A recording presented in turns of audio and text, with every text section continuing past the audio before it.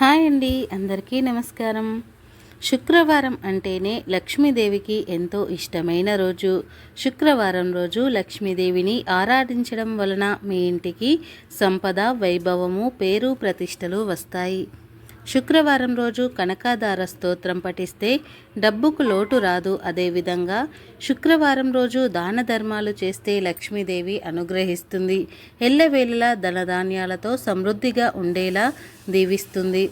శుక్రవారం పూట సంధ్యా సమయంలో దీపం పెట్టే ఇంట్లో తాను ఉంటానని స్వయంగా లక్ష్మీదేవియే చెప్పింది.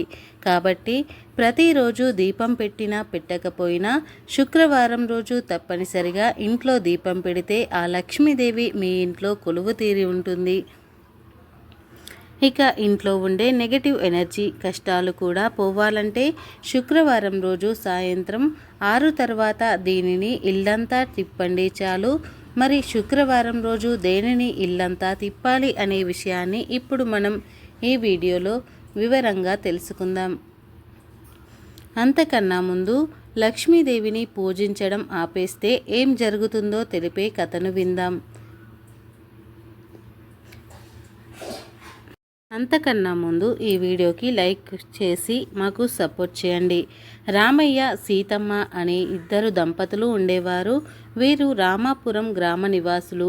వారు ధనవంతులు. రామయ్యలో గర్వం, అహంకారం ఏమాత్రం ఉండేది కాదు. సీతమ్మ కూడా భర్తకు అన్ని విధాలా తగినది. లక్ష్మీదేవి అంటే వారికి భక్తి ఎక్కువ. అందుచేత వారు ప్రతిరోజు తప్పకుండా లక్ష్మీదేవిని పూజిస్తూ ఆరాధిస్తూ ఉండేవారు. వారికి గోపాలం అనే కొడుకు ఉండేవాడు. ఒక్కడే కొడుకు కావటంతో అతన్ని గారాబంగా పెంచసాగారు. గోపాలం కొంతకాలానికి పెద్దవాడయ్యాడు. ఆ సమయంలో ఒకసారి సీతమ్మ రామయ్యతో, ఏవండి, మన వాడికి పెళ్లి చేస్తే బాగుంటుంది కదా, ఇంటి పెత్తనం వాడికి వదిలేసి మనం కృష్ణ రామ అంటూ విశ్రాంతి తీసుకోవచ్చు. ఈ సంగతి ఆలోచించండి అన్నది. అందుకు రామయ్య సరేనన్నాడు. గోపాలం కోసం పెళ్లి సంబంధాలు చూడడం మొదలుపెట్టారు. ఊరికి సమీపంలో ఉండే గ్రామంలో సంబంధం కుదిరి కొడుకుకు గోపాలానికి పెళ్లి చేశారు. కోడలు పేరు గజలక్ష్మి. కొత్త కోడలు కదా అని మరిచిపోకు అన్ని వివరాలు చెప్పి ఓ పక్కన పాకలో విశ్రాంతి తీసుకోసాగారు ఆ వృద్ధ దంపతులు. అలా కొన్ని రోజులు గడిచాయి. గజలక్ష్మి గయ్యాలి అని మొదట ఎవరికీ తెలియదు. ఆమెకు ఏమాత్రం నచ్చలేదు. ఇంట్లో కసువు ఊడ్చేయడం కానీ, ఇంటి బయట ముగ్గులు వేయడం కానీ, లక్ష్మీదేవిని పూజించడం కానీ పూర్తిగా మానేసింది. గజలక్ష్మి పేరుకు గజలక్ష్మి కానీ లక్ష్మీదేవిని పూజించి మంచి మనసు ఆమెకు లేదు. గయ్యాలి అయిన గజలక్ష్మి అత్తామామలు 3 పూటలా తిని ఊరికే కూర్చోవడం సహించలేకపోయింది. ఎలాగైనా సరే అత్తామామలను ఇంటి నుంచి తరిమి వేయాలని ఆమె ఉద్దేశం. ఆ కారణంగా ఆమె ఇంట్లో పనులు ఏవీ చేయకుండా మంచంపై కూర్చోవడం మొదలుపెట్టింది. రోజు భార్య చేష్టలు కనిపెట్టి చూస్తున్న గోపాలానికి ఇదేమీ అర్థం కాలేదు. గజలక్ష్మి చక్కని చుక్క. ఆమె అందానికి ముగ్ధుడైన గోపాలం భార్యను ఎదిరించలేకపోయాడు. తన భర్త తను చెప్పినట్లు చేస్తాడని, తన మాట జవదాటడని తెలుసుకున్న గజలక్ష్మి ఈసారి అందరి ముందు తన గయ్యాలితనాన్ని ప్రదర్శించింది. అత్తగారు, మీరు కసువ ఊడ్చి అంట్లు తోమండి. మావయ్య, మీరు ఈ సామానంతా కూడా తీసి ఆ గదిలో పెట్టండి అని అంతా కూడా వాళ్ళిద్దరినీ చేయమని పురమాయించసాగింది. కోడలి ఆజ్ఞ వినగానే రామయ్య, సీతమ్మ ఆశ్చర్యపడ్డారు. కోడలి గయ్యాలితనం తెలుసుకొని ఆశ్చర్యపోయారు. చూడమ్మా, నీవు వస్తే అధికారం నీకు అప్పగించి మేము హాయిగా విశ్రాంతి తీసుకోవాలనుకున్నాము. నీవు ఇలా చేయడం పద్ధతి కాదు అన్నారు ఆ వృద్ధ దంపతులు. కానీ గయ్యాలి కోడలు గజలక్ష్మి ఎవరి మాటలను కూడా లెక్క పెట్టడం లేదు. ఆనాటి నుంచి అత్తామామల మాటలకు కూడా ఎదురు చెప్పడం, సూటిపోటి మాటలు అనడం, తిట్టడం సాగించింది గజలక్ష్మి. ఈ సంగతిని కొడుకుతో చెప్పారు ఆ వృద్ధ తల్లిదండ్రులు. అందుకు గోపాలం భార్యను ఏమీ అనలేకపోయాడు. ఇదే మంచి సమయం అనుకున్న కోడలు అత్తామామలను ఇంట్లో నుంచి వెళ్ళగొట్టింది. రామయ్య సీతమ్మ కోడలి పోరు భరించలేక ఎటో వెళ్ళిపోయారు. గజలక్ష్మి ఆనాటి నుంచి లక్ష్మీదేవిని పూజించడం మానేసింది. ఇంట్లో శుభ్రత లేదు.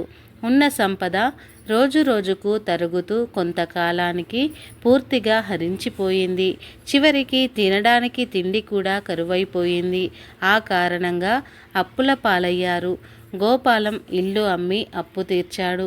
ఉండడానికి ఇల్లు, తినడానికి తిండి, కట్టుకోవడానికి బట్టలు లేక కరువు కాటకంతో గోపాలం గజలక్ష్మి ఆ ఊరు విడిచి వెళ్ళారు.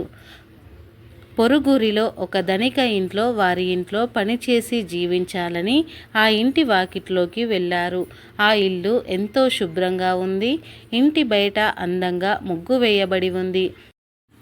ఒకవైపున లక్ష్మీదేవి ఆలయం కూడా ఉంది. ధనవంతుని భార్య రోజు లక్ష్మీదేవిని పూజిస్తూ ఉంటుందని తెలుసుకున్న గజలక్ష్మికి అసహించుకుంది. లక్ష్మీదేవి ఆలయం కూడా ఉంది. ధనవంతుని భార్య రోజు లక్ష్మీదేవిని పూజిస్తూ ఉంటుందని తెలుసుకున్న గజలక్ష్మి అసహించుకుంది. ఇంటిలో నుంచి ధనవంతురాలి భార్యాభర్తలు వచ్చి చూసి ఆ వచ్చిన వారు ఎవరో తెలుసుకొని కళ్ళ నీరు పెట్టుకున్నారు ఆ ధనవంతులు. ఎవరో తెలుసుకున్న గజలక్ష్మి, గోపాలం వారికి ముఖం చూపించలేక తలవంచుకున్నారు. ఎందుకంటే ఆ ధనవంతులు ఎవరో కాదు, రామయ్య సీతమ్మ. అప్పుడు రామయ్య సీతమ్మ గజలక్ష్మిని, గోపాలాన్ని లోపలికి రండి, ఎందుకు అక్కడ నిల్చున్నారు? దానికి గోపాలం, అమ్మ నాన్న నన్ను క్షమించండి, నేను మిమ్మల్ని అన్యాయం చేశాను అని తల్లిదండ్రుల పాదాలకు మొక్కుకున్నాడు. అప్పుడు గజలక్ష్మి, అత్తామామలతో మీరు చెప్పిన విధంగా చేయక తీరని ద్రోహం తలపెట్టాను. నా గయ్యాలితనం మీకు అష్టకష్టాలు కలిగించింది. ఇలా చేసినందుకు నన్ను మన్నించండి అని అత్తామామలను చెప్పుకుంది.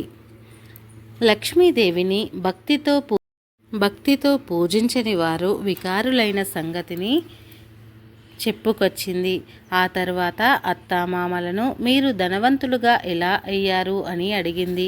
అందుకు సీతమ్మ, చూడమ్మ, నీవు లక్ష్మీదేవిని పూజించక ఇంటిని అశుభ్రంగా ఉంచావు. అందుచేత లక్ష్మీదేవి ఇంట్లో ఉండడానికి ఇష్టపడలేదు. భక్తులమైన మమ్మల్ని లక్ష్మీదేవి వెంటాడుతూ వచ్చి అపారమైన ధనవంతులుగా చేసింది. చూశారా, లక్ష్మీదేవి మహిమ అంతా దైవలీల అని చెప్పింది. మీరు ఇంటిని రంగయ్యకు అమ్మిన సంగతి తెలిసి ఆయన చేత తిరిగి ఇంటిని మేము కొన్నాము. అంతేకాదు ఇక్కడ ఈ ఇంటిని కూడా కొన్నాము అన్నది సీతమ్మ. అప్పుడు కోడలిలో దాగి ఉన్న గయ్యాలితనం పారిపోయింది. లక్ష్మీదేవి పూజ అంటే ఏమిటో పూర్తిగా తెలుసుకున్నది గజలక్ష్మి. ఆనాటి నుంచి అత్తామామలను సేవిస్తూ లక్ష్మీ పూజ చేస్తూ ఇల్లు వాకిలిని శుభ్రంగా ఊడ్చి ముగ్గులు వేస్తూ ఇంటిని అలంకరించేది. అత్తామామలను సేవించేది. అత్తగారు, మామగారు కోడలు గయ్యాలితనం మానినందుకు ఎంతగానో సంతోషించారు. ఇక వీడియోలోకి వస్తే, శుక్రవారం రోజు దేనిని ఇల్లంతా తిప్పితే చాలు, ఎన్ని ఘోర దరిద్రాలు ఉన్నా, ఎంత నెగటివ్ ఎనర్జీ ఉన్నా పోతుందని శాస్త్రాలు చెబుతున్నాయి. మరి ఇల్లంతా ఏది తిప్పి చూపించాలంటే ధూపము చూపించాలి. ఇంట్లో ఉండే నెగటివ్ ఎనర్జీని, దరిద్రాన్ని తరిమి కొట్టాలంటే వారానికి ఒకసారి అయినా సరే, అది కూడా లక్ష్మీదేవికి ఇష్టమైన రోజున, శుక్రవారం రోజున సాయంత్రం 6 తర్వాత ఖచ్చితంగా ధూపం వేసి తీరాలి. ఆ ధూపం ఎలా వేయాలి అంటే, కొన్ని వేపాకులను, కొన్ని తులసి ఆకులను కోసి తెచ్చుకొని బాగా ఎండలో ఎండబెట్టి పొడిలాగా చేసి పెట్టుకోండి. శుక్రవారం రోజు సాయంత్రం గుగ్గిలము మరియు ఈ ఆకుల పొడిని కలిపి ధూపం వేయండి. ఈ ధూపాన్ని ఇల్లంతా చూపించండి. ధూపం వేసే ముందు డోర్స్, కిటికీలు అన్నీ వేసేసి ఈ ధూపాన్ని వేయండి. ఆ తర్వాత 2 నిమిషాల తర్వాత తలుపులు తీయండి. అప్పుడు ఇంట్లో ఉండే నెగటివ్ ఎనర్జీ అంతా కూడా ఊపిరాడక వెళ్ళిపోతుంది. ఈ పదార్థాలను కలిపి మండించి ఇల్లంతా ప్రతి గదిలో ప్రతి మూల వేయాలి.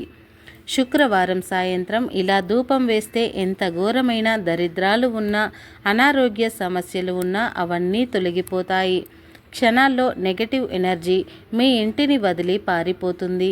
లక్ష్మీదేవి అనుగ్రహంతో మీరు కోటీశ్వరులుగా మారిపోతారు అని శాస్త్రాలు చెబుతున్నాయి. కాబట్టి శుక్రవారం రోజు మీరు కూడా సాయంత్రం ఈ విధంగా ధూపం వేసి లక్ష్మీదేవి అనుగ్రహంతో సకల ఐశ్వర్యాలను పొంది సంతోషంగా జీవించండి. బొట్టు లేకుండా ఏ స్త్రీ కూడా కనిపించకూడదు. ముఖ్యంగా భర్త బయటకు వెళ్ళినప్పుడు బొట్టు లేకుండా భార్య ఎదురు వస్తే ఆయన చేసే పనుల్లో మంచి జరగదు. కనుక స్త్రీలు శుక్రవారం పూట బొట్టు లేకుండా ఇంట్లో తిరగవద్దు. ఏదో ఒక బొట్టును ఖచ్చితంగా పెట్టుకోవాలి. అలాగే చాలామంది స్త్రీలు తప్పనిసరిగా శుక్రవారం వచ్చిందంటే దీపారాధన చేస్తారు.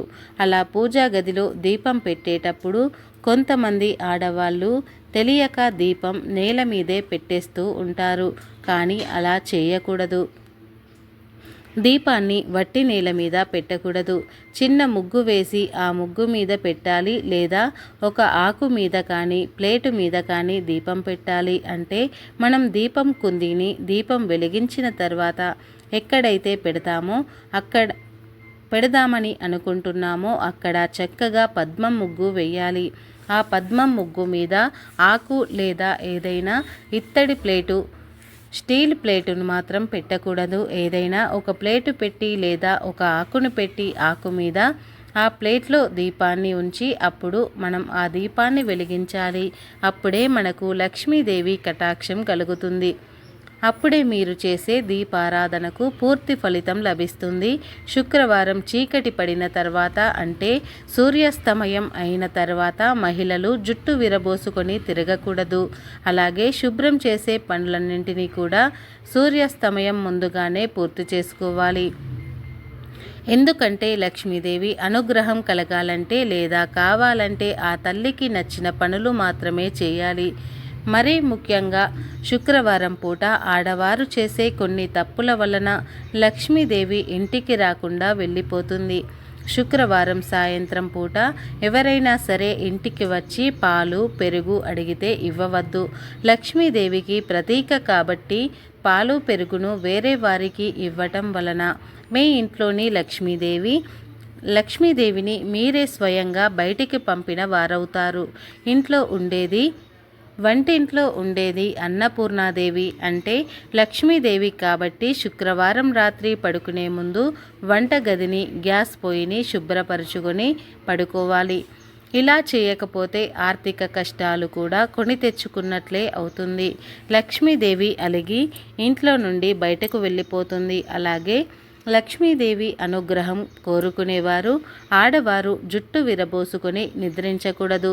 ఎందుకంటే ఇలా రాక్షసులు చేస్తారు కాబట్టి లక్ష్మీదేవికి ఇష్టం ఉండదు. అమ్మవారికి కోపం వస్తుంది. అదేవిధంగా శుక్రవారం రోజు స్త్రీలు ఇంట్లో వారితో లేదా ఇరుగు పొరుగు వారితో గొడవలు పడకూడదు. సమయం ఉన్నవారు వీలైనంత ఎక్కువగా లక్ష్మీదేవి ఆరాధన చేయాలి. లక్ష్మీదేవి స్తోత్రాలు పారాయణం చేయాలి. శుక్రవారం పూట ఆవు నెయ్యితో దీపారాధన చేస్తే లక్ష్మీదేవి కటాక్షం సిద్ధిస్తుంది. శుక్రవారం గోర్లు జుట్టు కత్తిరించడం వంటి పనులు అలాగే స్త్రీలు శుక్రవారం రోజు ఇంట్లోని బూజు దులపకూడదు. ఏ పనిని వేరే రోజుల్లో చేసుకోవాలి. శుక్రవారం పూట మాత్రం చేయకూడదు. ఇలా శుక్రవారం రోజు ఈ నియమాలను పాటిస్తేనే లక్ష్మీదేవి అనుగ్రహం లభిస్తుంది. మీ ఆర్థిక సమస్యలు తీరుతాయి. మీ ఇంట్లో సకల సంపదలు అష్ట ఐశ్వర్యాలు సిద్ధిస్తాయి. చూశారు కదా, శుక్రవారం లక్ష్మీదేవిని ఎలా పూజించాలో మీరు కూడా లక్ష్మీదేవిని ఆరాధించి సుఖ సంతోషాలతో అష్ట ఐశ్వర్యాలతో జీవించండి. ఈ వీడియో నచ్చితే లైక్ చేసి షేర్ చేయండి. అలాగే మా ఛానల్ని ఇప్పుడే సబ్స్క్రైబ్ చేసుకొని పక్కనే ఉన్న గంట సింబల్ని యాక్టివేట్ చేయండి. అప్పుడే మేము పెట్టే ప్రతి వీడియో మీకు నోటిఫికేషన్గా వస్తాయి. అలాగే కామెంట్ బాక్స్లో శ్రీ లక్ష్మీదేవియే నమః అని చిన్న కామెంట్ అయితే చేయండి. ఈ వీడియో పూర్తిగా చూసినందుకు ధన్యవాదాలు.